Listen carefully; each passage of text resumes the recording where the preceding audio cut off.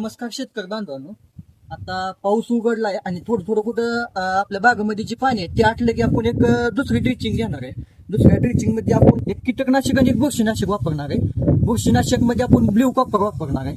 Copper ऑक्झिक्लोराइड 50% powder form मधलं.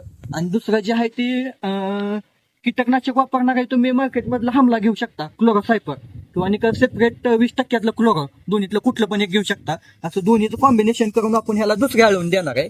2 दिवस continue पाऊस चालू असल्यामुळे का नाही वल भरपूर राहणार.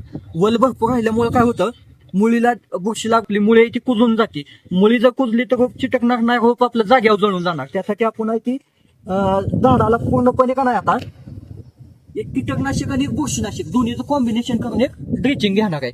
आणि नंतर तिसऱ्या आळवणी बी आपण पाऊस जर आपला थांबलाच कंटिन्यू आळवणी घेत जाणार आहे. कारण की आता ही एक महिना जे आहे आपल्याला रोप चिटकून निघण्याचं पूर्णपणे महत्वाची काळजी घेतली पाहिजे. कारण की रोप जर चिटकली नाही, ती व्यवस्थित सगळी समान वाढ झाली नाही, रोप जर आपली मर झाली तर प्लॉट आपला व्यवस्थित येत नाही आणि शेवटपत्र आपलं व्यवस्थित त्याचं उत्पन्न निघत नाही. धन्यवाद.